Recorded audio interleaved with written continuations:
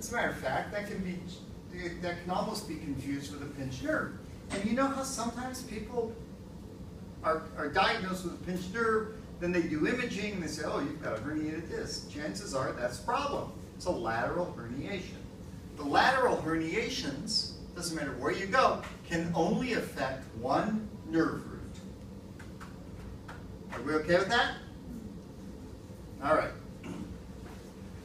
The posterolateral, here it is. This posterolateral one here is clearly affecting this, but it's also pushing on that. Multiple nerve roots on one side. Unilateral, multiple roots. Do you see how that would work? All right. And then we have the central one here. Here it is. Here it is.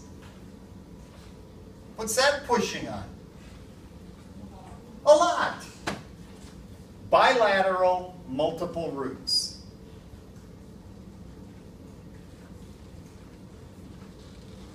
All right? So herniations.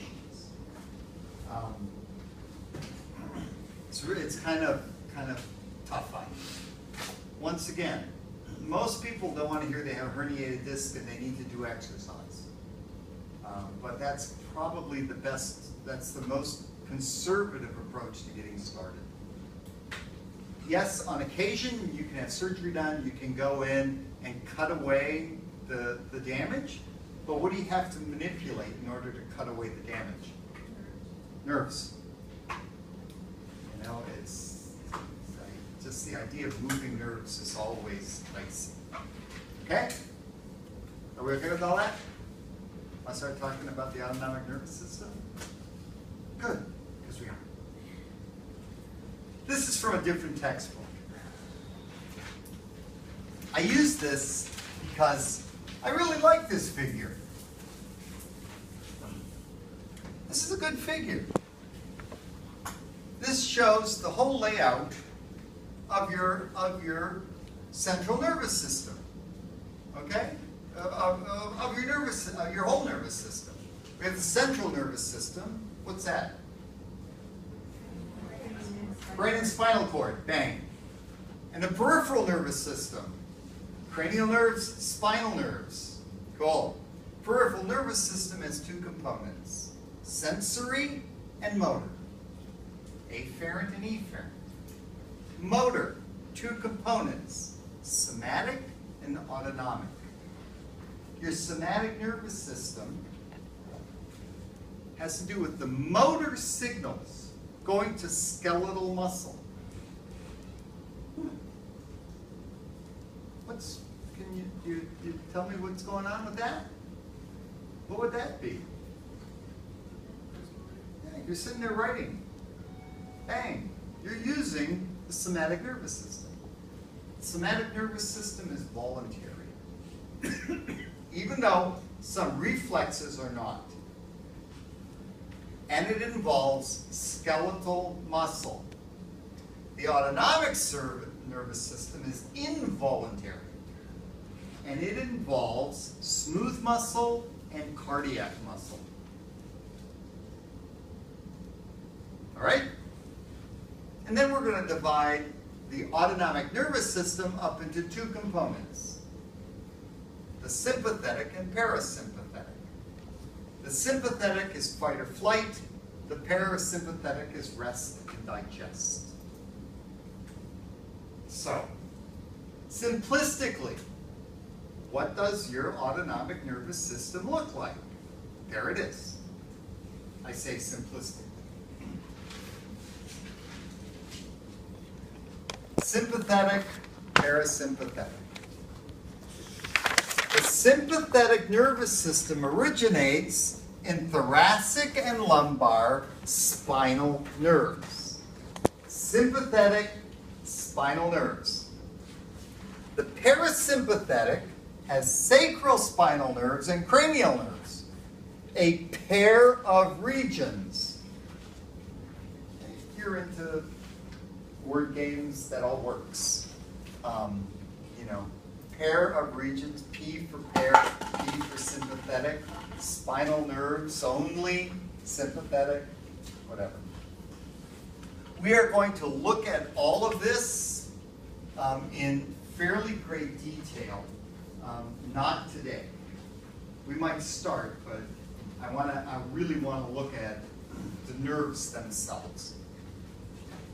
This is not in your textbook, this one. Once again, another figure I'm bringing in for you. This is a phenomenal figure, by the way, because it tells you how signals get all over the place, these motor signals.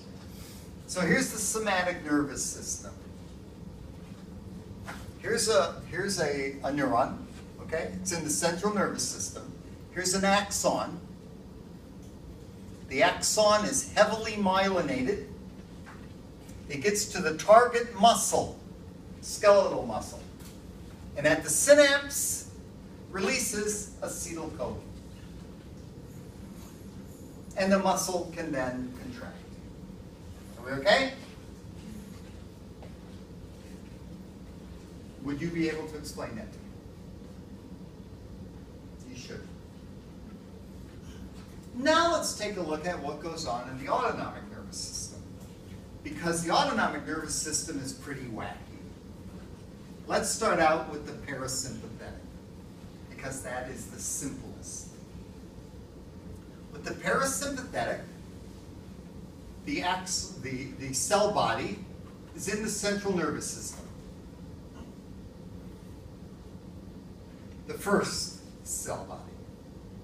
In the autonomic nervous system, with one exception, it takes 2 neurons to get the signal from the central nervous system to the target. In a somatic, it takes 1. So there's a difference to start with. So the first neuron in the parasympathetic, cell body, central nervous system. The axon is lightly myelinated.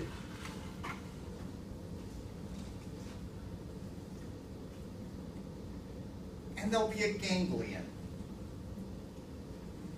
The ganglion will be near the target organ, or it will be on or in the target organ. The second axon is unmyelinated and tends to be very short. At the first synapse, the neurotransmitter is acetylcholine. At the second synapse, the neurotransmitter is acetylcholine. So what questions might you have about this pathway? Are we okay with that? All right, so let's go to the sympathetic. The sympathetic is more complex. We'll save this one for last. The typical sympathetic. The first neuron is in the central nervous system. We have the axon that is lightly myelinated, goes to a ganglion. It interacts with the second neuron, which is unmyelinated, that goes to the target. Now, the difference here is that the first neuron releases acetylcholine. The second neuron releases norepinephrine at the target. This neuron and that neuron, so parasympathetic and sympathetic, the first lightly myelinated neuron or axon is called preganglionic. It is between the central nervous system and a ganglion. The second unmyelinated axon and neuron are called postganglionic. the ganglia in the sympathetic nervous system are kind of part way between the central nervous system and the target. They're not as close to the target as the parasympathetic. So do you see the difference between the typical sympathetic and the parasympathetic? And could you explain it to me? So those are two things, right? Now let's look at this one. This one is weird. There always has to be the weird one. This is the innervation that goes to the adrenal medulla, or the adrenal medulla. We have a preganglionic axon. Cell body is in the central nervous system. It is lightly myelinated, and it innervates the adrenal medulla. However, the adrenal medulla